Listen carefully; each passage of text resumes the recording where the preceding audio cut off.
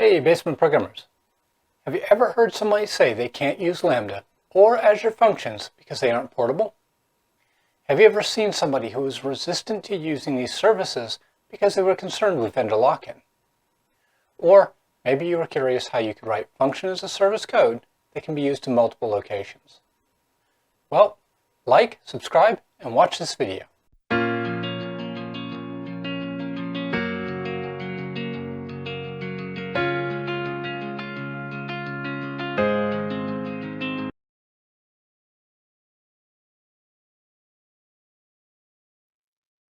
All right, so here we are in the desktop, and I have JetBrains Rider here and ready to go. Now I've got a basic class with some business logic that I'm going to use, and the end goal is to be able to expose this as both a Lambda function over in AWS, as well as an Azure function over my Azure account. And again, keeping the code exactly the same and being able to be portable. Okay, so here we are. My business logic is a very simple class. I've created this as a sample. It's just a simple class library project. I've got one class in here called URL formatter, and we're going to pass in a string and format it as a URL. Very simple. Obviously, you'd never do this as far as a real function that you're using, but we want to make something that you can see and carry on. So the next thing I want to do is I'm going to go in here and I'm going to add a new project. And for this project, let's have a look and see if we can find an Azure function.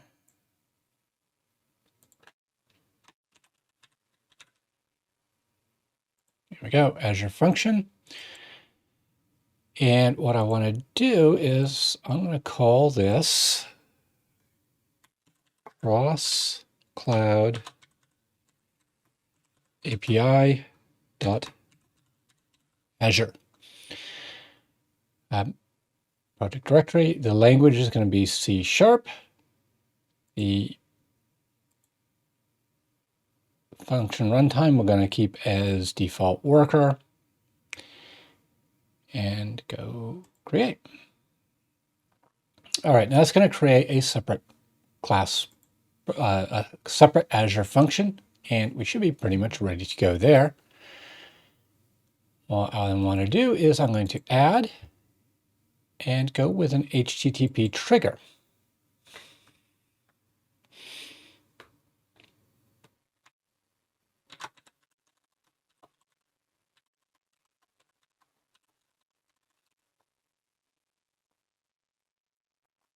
There we go. And now this is going to provide us a whole bunch of boiler code for a very basic Azure function that triggers via an API. So the Azure function with the HTTP trigger is very much akin to a Lambda function with a API gateway acting as that front end. So to create a completely similar experience, you might want to use something like AWS SAM to set up the API and the function. I'm not going to do that for this case because what I'm really concerned with is just being able to make a function and get the function code to be exported. Adding the SAM template functionality wouldn't be a big deal, and we could actually look at doing that later. Okay, so we'll have a quick look at the boiler code here. We've got our function handler, which has got a function name. There we go. And some attributes here. So HTTP trigger, authorization level function. Now, I want to be able to test this very quickly and easily in the console. So I'm going to change this to be anonymous. Now, obviously, this is not a very good idea to do in production. You don't want to have anonymous functions out there that just anybody can start calling and accessing your functionality. But I want to make sure that I can use this function very easily from the console. Now, for the first phase of this, I'm going to leave this exactly as it is. And I'm going to try to publish this out to my Azure account, mainly because I want to make sure everything is working in the boilerplate code before I start adding complexity. So let's go File, we'll save all, and let's give this a quick test deploying this to Azure. Okay, I'm going to create a new function.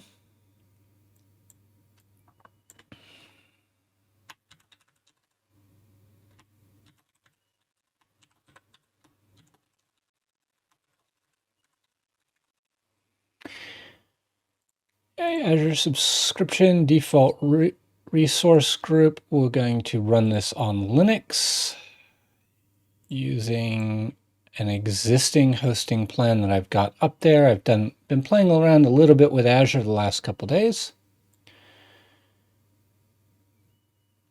All right. And let's see what happens.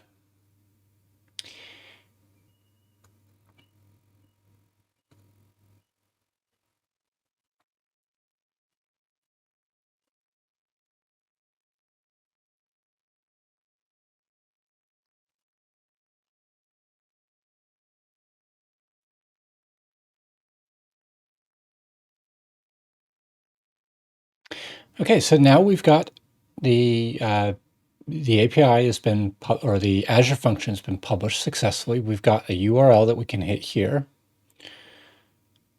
We will just launch that, and you can see that the Azure Function app is up and running. Now, what I want to do is I'm just going to grab the function name, and we'll do some quick tests. We'll do a quick test here, /API/function name.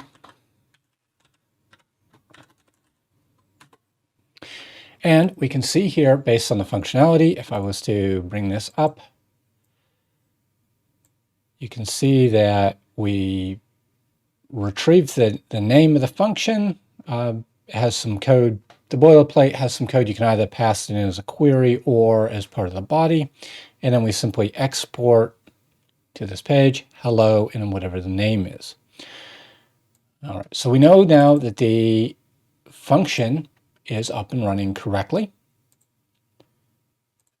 And that's obviously going to be our first test. So now what we want to do is, let's see if we can add project dependency, cross-cloud API.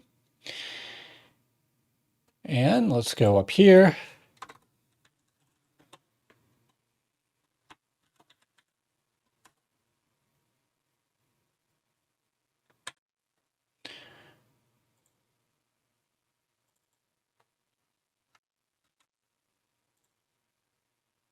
Okay, and now we'll get rid of this functionality.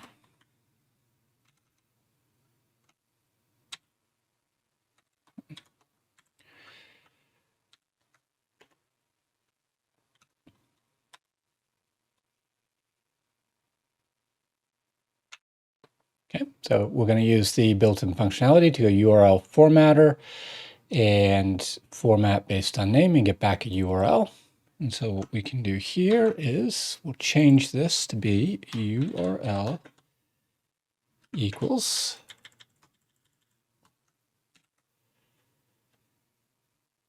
All right, and now let's just try to rebuild the solution.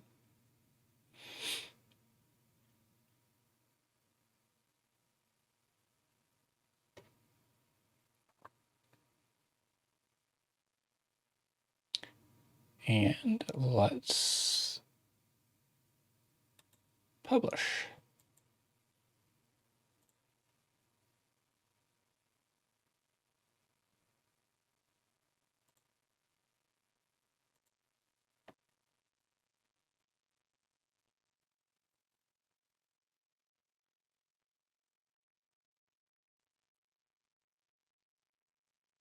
Okay. And we're going to come back here to our test page. We'll say the name is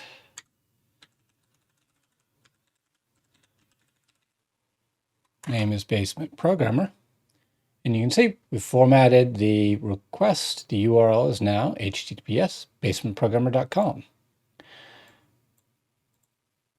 So what we've done is we've taken the existing business functionality here. We've created a very much a boilerplate HTTP trigger for an Azure function and wrapped that code, wrapped the call to our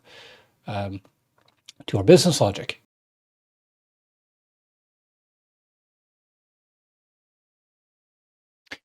Here we are back in JetBrains Rider, and we want to add a new Lambda project. So add new project.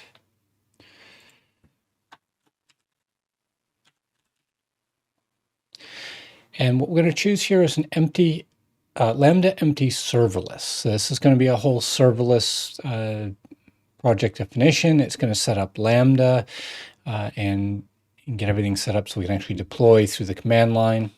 So let's go here, and for project name, we're going to call this Cross Cloud PI Lambda. And we'll go create.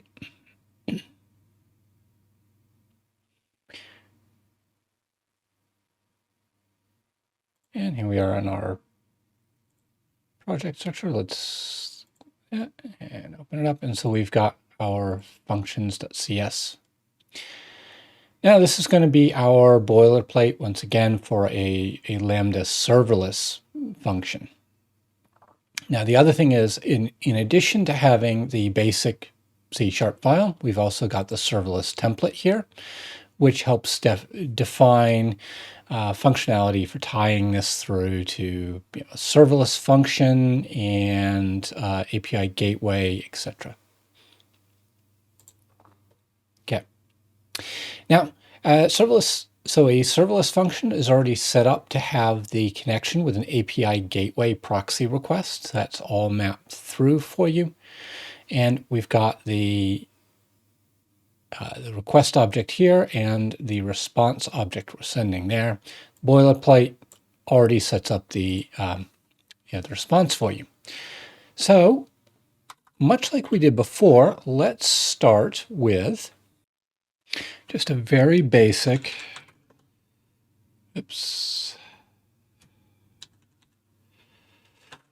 string name equals and dot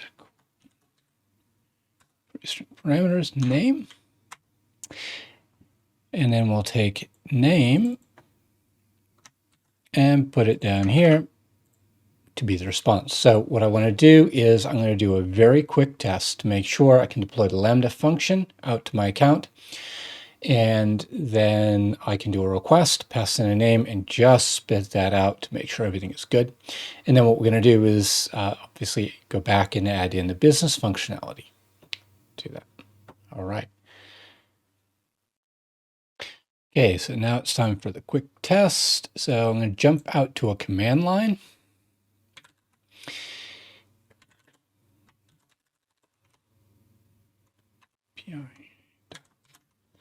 Lambda source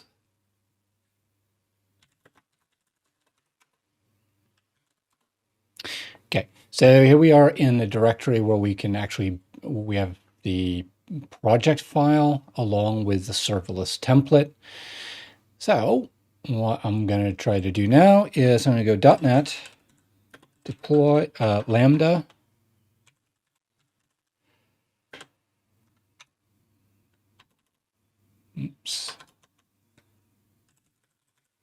deploy serverless.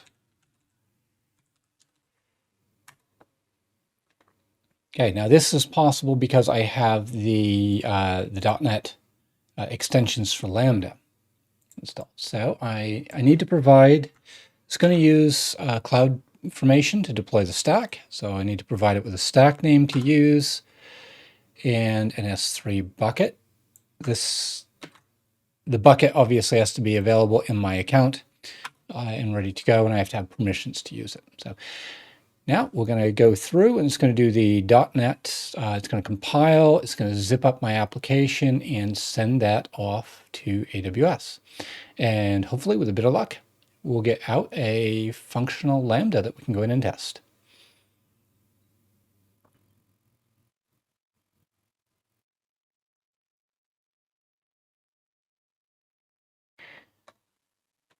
Alrighty. Okay, so here I am over in my AWS account, and I've got the function that I just deployed. Oops, let's refresh that. There we go, cross-cloud deployment stack. That's the name I gave it, along with a little bit of decorations. You can see here that the deployment has automatically set up an API gateway and my Lambda function.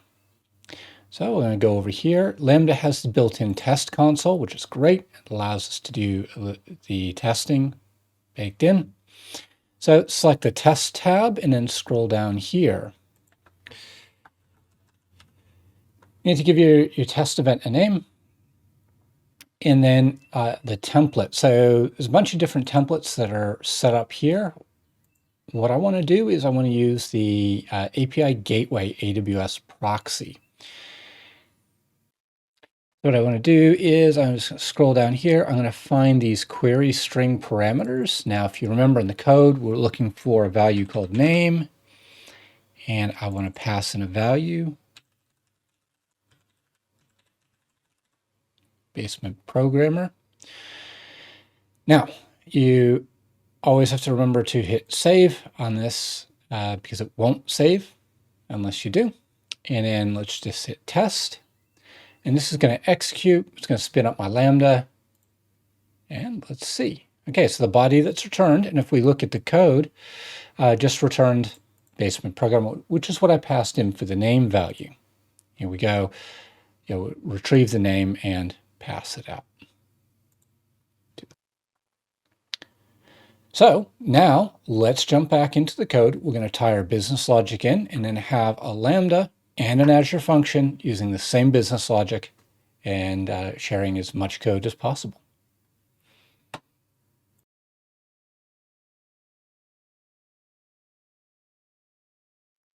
Okay, so back in our IDE, let's come here and we're going to go reference. We're going to add our reference. There we go. We'll come up here and add a using.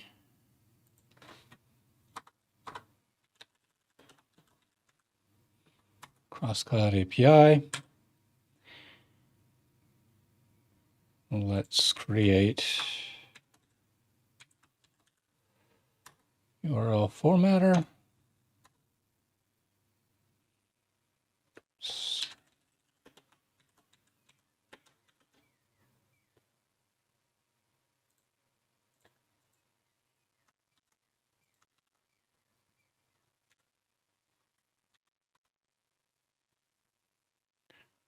Name.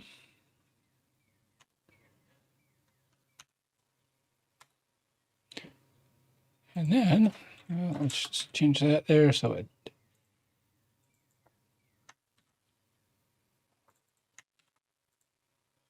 Okay, so similar logic to what we did in the Azure function. We retrieve the query value of name. We pass it through to our URL formatter. And then we're just going to do the format to form it into a URL. And then we're going to pass it back. Now, I will save all. Let's just make sure that this compiles.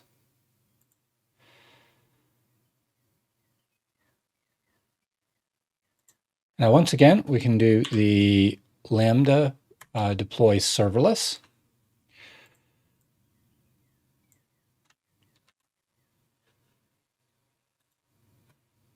We want to give it the same stack name because that's going to go and overwrite the stack with the existing changes. If you were to give it a new stack name, you'd end up getting two separate deployments going, and then you get a little bit confused. So, and obviously give it the same bucket. That's just where we put all our temporary resources. So you should notice that the update happens a little bit faster.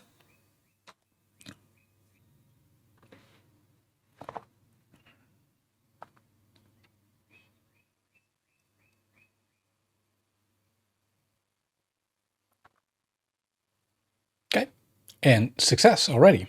There we go. Now let's jump back into the AWS console. We'll go here, functions.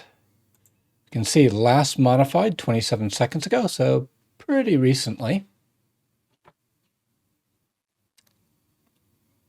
I'll come down here to test.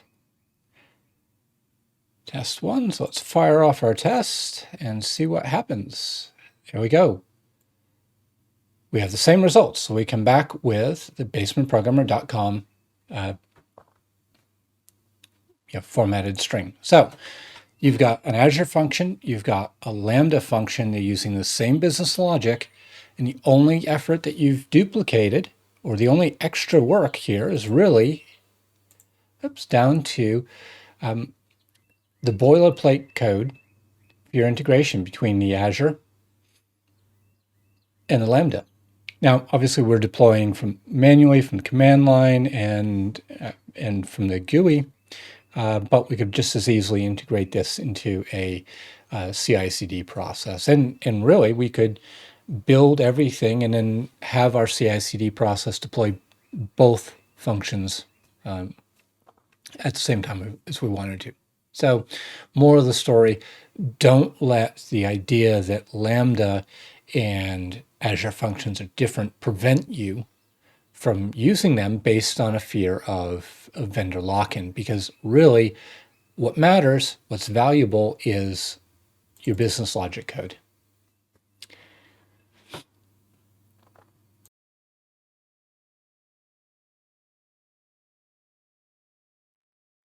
Now, one last thing, if we want to just do a quick one more test, we can actually go into API Gateway, find the deployment that was created as part of that serverless function, and you'll find here's URL.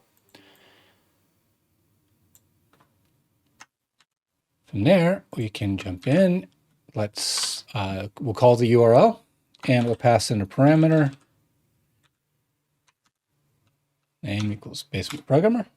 And you can see there the return result that comes back out is our formatted URL. It's exactly the same as it was. And if I wanted to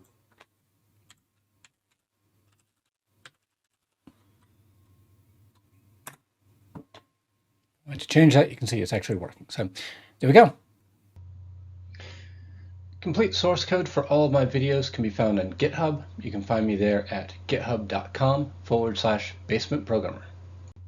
Thanks for watching my video. If you found this video helpful, please hit the subscribe button. It helps you to know when I have new content out, and it helps me to know I'm creating useful content for you. You can always find me at basementprogrammer.com, on Twitter, and the Basement Programmer podcast. Details listed here. If you have any comments on this video, or you just want to get in touch, you can always email me. The address is tom@basementprogrammer.com. And I'll see you next time.